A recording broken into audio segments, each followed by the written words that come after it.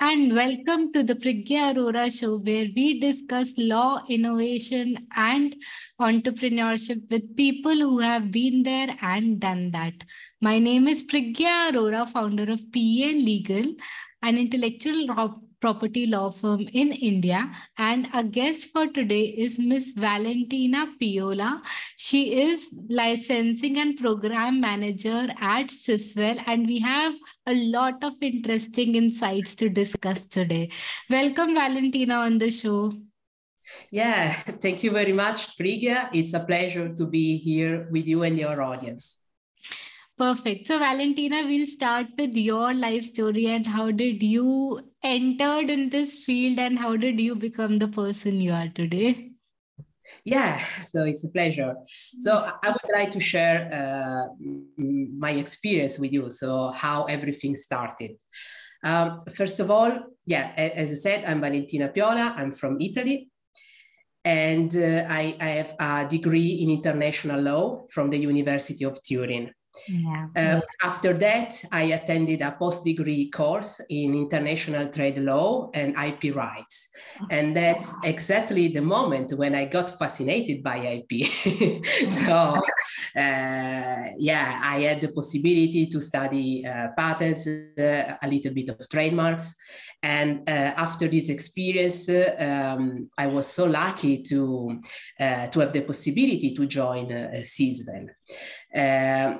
Just a few words about Siswell for those who are not familiar with. So Siswell is a multinational company, a leader in foster innovation and in the creation and management of licensing programs, patent pools, joint licensing efforts, all basically related to patent licensing.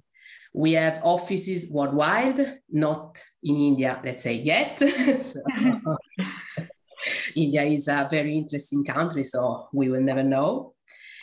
And actually, this is where, in Siswell, this is where my journey on licensing started. So it was back in 2008. I started to work for the MPEG audio licensing program, which has been one of the most successful and worldwide program managed by Siswell.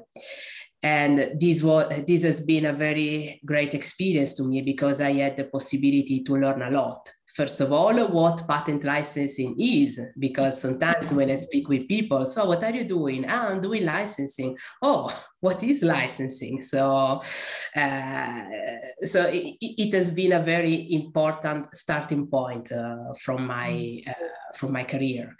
And then the company gave me the possibility to grow inside, which is also a very important aspect. So I started to work for other licensing programs in wireless communication, Wi-Fi, until the moment when I been appointed program manager for the VP9 and AV1 licensing program, which are the program of Siswell related to video codec. And here I am. Wow. So Valentina, it's an amazing journey, and you already have an experience of about 15 years, I guess, in this industry of consumer electronics and licensing. So probably first let's start with the basics. Like, you have been in the industry of consumer electronics and you have worked in this industry. And this is a field which has been booming since decades and decades. So it's a field which is booming and which will continue to boom because electronics, as we all know, it involves a lot of innovation. So what role the innovation exactly play in this field and how it can be made sustainable? Yeah, that's a very good question. Yes, you're right. Of course, consumer electronics plays a very important role in our lives today. And I think we have experienced this very closely over the last couple of years, unfortunately. So I cannot imagine how things would have been without an internet connection or tablets or notebooks, so to get to stay connected with our families and to keep doing our job. So definitely the consumer electronics plays a very important role. But as we know, there is a lot of progress ongoing. So we are seeing now, for example, 5G, Wi-Fi 6, IoT. So this is also very important. So we are living in a world where everything is connected now. Yeah. So from cities to the cars. So it's wherever. It's wherever, yeah, actually. But I think an important thing to mention is that with these all new tech products, so an important element is that this product should be interoperability. Yeah. This is a very essential part, because otherwise I cannot use my smartphone here, or if my smartphone cannot connect with in internet or with other devices. So interoperability is essential. And interoperability requires standardization. I'm sure you and your audience are very familiar with this topic of standardization. And as we all know, to have standardization and more in general R&D, these imply a lot of financial investment. Okay. Because innovation requires huge efforts from a financial point of view. So if we are speaking about the big companies, important companies that can be sustained from the revenues coming from the sale of their product, this is somehow sustainable, so they can afford it. But what about small, medium enterprises, research center, university, startups that would like to invest in innovation? And how can we make it sustainable, actually? I think that the reply could be quite easy. So with licensing, because if companies decide to license their patents, even more if these patents are essential to a certain technology under friend terms, fair, reasonable, and non-discriminatory terms, then with the revenues coming from the royalties paid by the implementers for the use of the patented technology can be used to sustain their cycle. So let's say royalties coming from revenues can be used for the cost, and then reinvested again in new R&D. And new R&D will create a new technology, new standard, etc., and then a new licensing. So this is what we used to call the inventive loop. Yeah. And I believe that this is the right way to make a sustainable ecosystem innovation. Wow. So Valentina, as you just mentioned about standardization, and there might be people who know about standardization, but who do not know about standardization. So let me take an example of this mobile phone. So this mobile phone has a Type-C port, and we generally see many mobile phones having Type-C port. So Type-C could be a standard because it is acceptable by a lot of electronic companies. Even our laptop have Type-C ports now. Yeah. So that is a kind of standard what we are talking about. And then there are scenarios where, for example, our mobile phone will have hundreds and thousands of patents involved in it. Yes. Our mobile phone, just for our audience, our mobile phone does not have one patent. A mobile phone is made up of hundreds and thousands of patent applications, which could be subject matter of one mobile phone. So here, probably, let's introduce the concept of patent pools along with standardization. So can you tell us a little bit about how patent pools are formed, how they take care of standardization, and why they're useful for innovation? Yes, and definitely, the more technology becomes complicated, complex, or sophisticated, and the more patents are involved. Mm. And we cannot surely think about a situation where we have a single patent owners or few of them owning or controlling all the patents which are essential to that technology. That is simply not possible. So in patent life, we see very often that there are multiple owners of patents which are related, which are essential to the same technology. Mm. You mentioned USB-C, but it's the same for Wi-Fi 6, for 5G, or wireless communication implies a very huge number of patents. Yeah. Each of them covering a portion of the standard. So if I am an implementer and I would like to be compliant before implementing a certain technology in my product, I will have to go to each and every single patent owner in order to finalize a license agreement for the use of their patents. So this will mean, I don't know, having 20, 30, 40 license agreements. Mm-hmm. Of course, each license agreement with a royalty rate. So at the end of the day, we will have a royalty rate which is not sustainable because it would be too much as being the sum of each of these royalty rate for each and single portfolio. Multiple transaction means also cost and also the management of such agreement. So this will make really tough. Yeah. So better compliant. Looks like a lot of work. Yeah, exactly.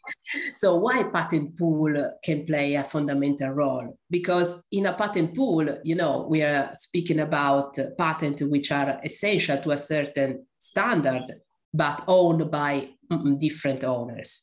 Yeah. So with a patent pool administrator, so the first step is to facilitate the creation of the pool.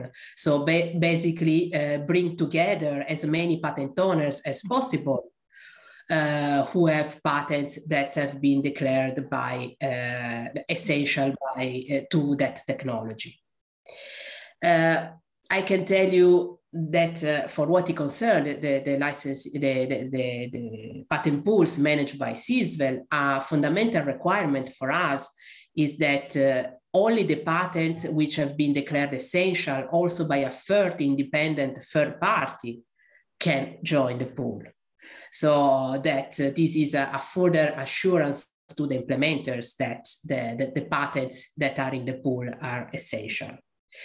So the patent pool administrator facilitates the pool, okay, and then all the parties together so decide which is a friend royalty rate. Yeah. Friend, I think also your audience is familiar with friend terms, so fair, reasonable, non-discriminatory terms. And the most important thing is that the royalty rate should be acceptable by the market. So with the patent pool, the implementer will just have to take a single license agreement because the patent pool administrator would have been granted the right to sublicense these patents so that the implementer can take in a single one-shot, we call it one-stop shop effort, it will be licensed for all the patents that are in the pool and pay a single royalty rate and just a single license agreement to take care. So yeah, I think that in this scenario where technology become more complex, more patents, so the role of patent pool become even more and more important. Yeah, absolutely. And you beautifully explained that there is a problem.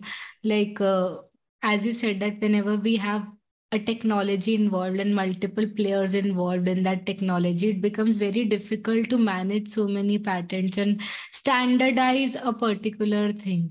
And then we have a channel called patent pools where a lot of players come together. They do licensing based on FRAND terms. And specifically, it makes life easier as you said, that one-stop shop for a license for a particular technology. But I'm sure that there can be many more benefits of patent pools also.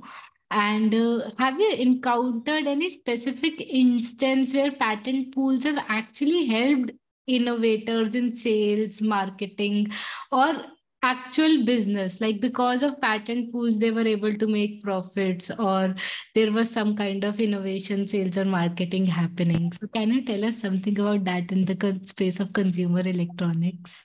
Yeah, sure. Yeah, in terms of benefit, okay, leaving aside the fact that there is just one single agreement, one single royalty rate, a fund royalty rate. So implementers, for example, can count on certain terms because they will know exactly which is the cost that they have to consider, for example, in their bill of material. So this is also an important point. And also the terms are transparent. So typically, all the information about the patents and the license terms, everything in the license agreement, so everything is public. I would say that a good example on how you can build a successful licensing pool, patent pool, is the DVB-T2 example. So I think you're familiar with, so we are talking about digital broadcasting. Yeah. In this patent pool managed by CISVEL, I think there are two important points. So the first one is that this patent pool over the years has been able to attract not only pure licensors. So with pure licensor, I mean R&D centers or operators, and this kind of companies, but also licensors, which are also implementers of the technology. And this is a lot important because it's not only that the royalty rate is decided, okay, this is a friend royalty rate, but there is a further check on this, because if even the licensor, which are implementer, what does it mean? That they implement the technology, they have to pay for the technology, and they sell product implementing this technology. So if this is a further acknowledgement that the royalty rate has been acceptable by the market. In fact, over the years, we have more than 200 licensees and licensing more than 90% of the market. So which I think it's a great success. Yeah. And secondly, that we have been able to put together all the patent owners having standard essential patent on that technology. Of course, over the years, wow. Not something that comes in one shot immediately when you launch a licensing program. So when an implementer takes a license for the DVB-T2 patent pool, so it can count on the fact that the royalty rate has been widely accepted by the market, and at the same time, he has all the tools, all the essential patents in that technology. Wow. So Valentina, I know this is an offbeat question, but I'm just curious to know like how people or how organizations become part of a patent pool.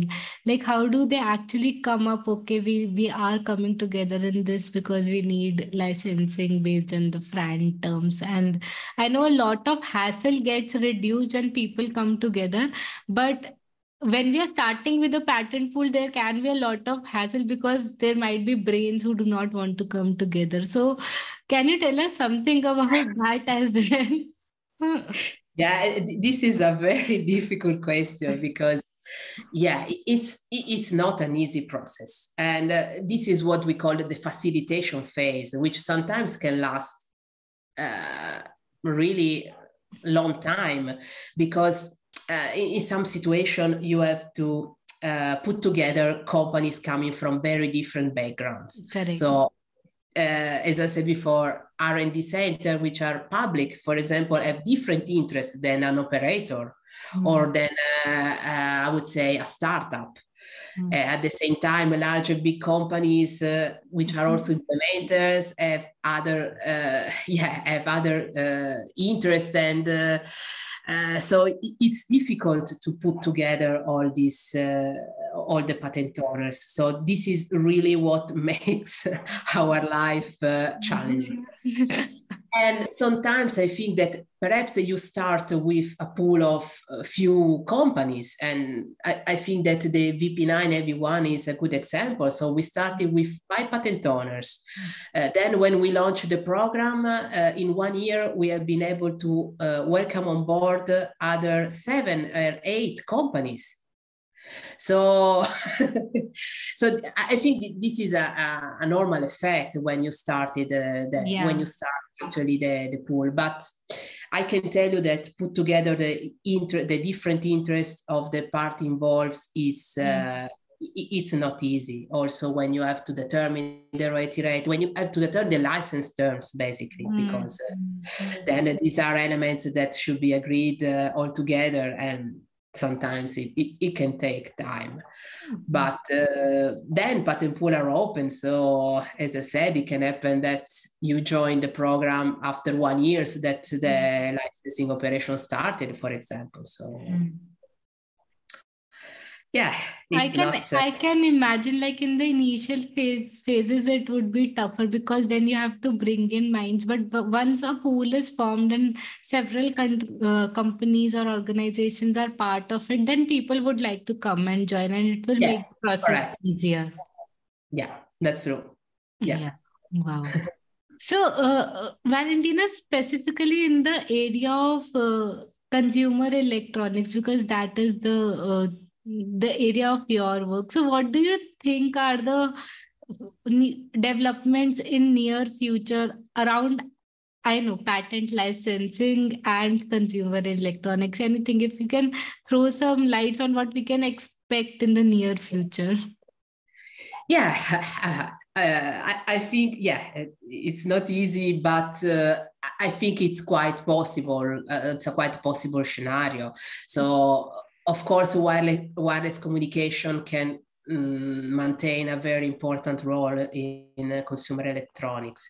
So we have 5G, which has been launched very recently, Wi-Fi 6 also, and as I mentioned before, also IoT. But let's not forget artificial intelligence. So I think that this is one of the topics that will be even more topic. Yeah, let's call it topic, because artificial intelligence implies a lot of talks for every kind of aspect.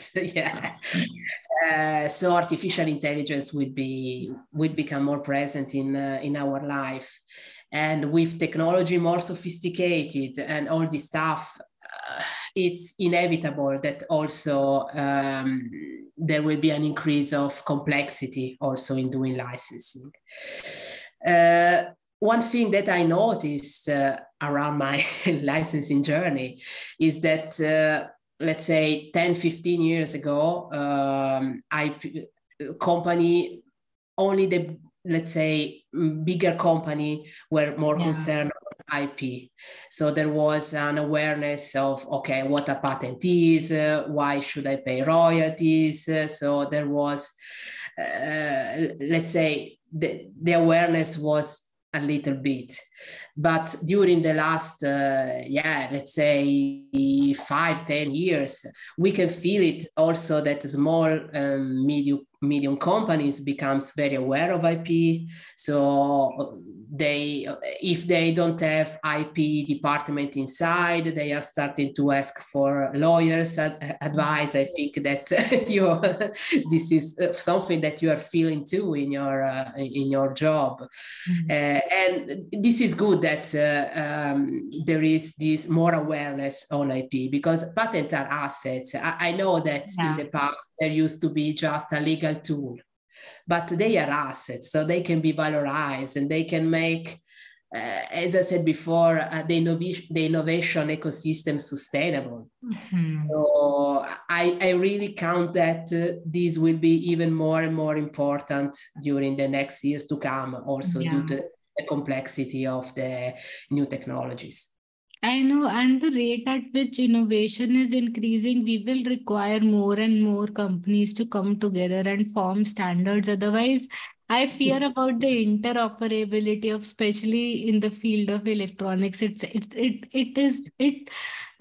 It can become a very huge problem if we do not have patent pools and licensing terms in place. Yeah, absolutely. Yeah. Yeah. So, Valentina, now we'll come again back to your life and we'll come to our rapid fire questions. So, answer these questions very, very quickly. So, what are 3 things that you are grateful for? Oh, so from a personal point of view, I would say, of course, my family, who has helped me a lot and keep supporting me, my friends, my teammates. So it's very important also to work in a team where you are motivated and you can count on each other in order to make progress. And of course, I'm grateful for people who have met during my journey, my licensing journey, who have inspired me a lot. Wow. 2 traits that you think are useful for an innovator. Yeah, I think that intuition is very important because without this, you don't have the key to find something that can be important and really innovative. And of course, creativity. And these 2 elements go together with a good team and people motivated to work and elaborate on innovation. So creativity and intuition, I think that are intuition and creativity. Intuition, I have heard it for the first time, but now I think it's really, really important. Wow. And one aspiration you have for the future? Well, I think it's important to keep learning. So as much, if things got complicated, it's important to stay up to date with the new trends, not only of technology, but also the patent law trends, to follow very closely the process. So this is fundamental to me, and this is what I would like to keep doing and still doing licensing. Absolutely amazing. I think you are absolutely right that learning is the key and we have to be updated with the trends. Otherwise, it becomes a problem for us only that we are not able to understand technology. How will we apply law into it? And we cannot find think about a new innovation if we don't understand what we have. So yeah, definitely. So, Valentina, it was absolutely a delight to have a conversation with you. Would you like to share any final thoughts for our audience before we conclude this? My final thought is for you, because this format and this podcast are really, really unique and very helpful, not only for people who are already in this business, but for people that would like to start with innovation or with IP. So really, and your energy and your good vibes.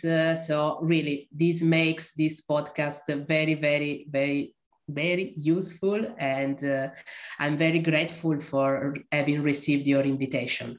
Thank you so much, Valentina. And I am a fan of you. I think I first time heard you in a WIPO event, and from there I got to know you. So thank you so much for accepting my invitation and being here. Yeah, it was a pleasure for me, really. And thank you so much, and thanks to the audience. Hey there, thank you for attending today's session. If you enjoyed the session, do follow our channel and consider sharing it with a friend. My name is Pragya Arora, daughter of inspiring parents, alumna of IIT Kharagpur, engineer turned lawyer and entrepreneur, and now founder of PA Legal, where we help creators and innovators protect their intellectual property. Thank you.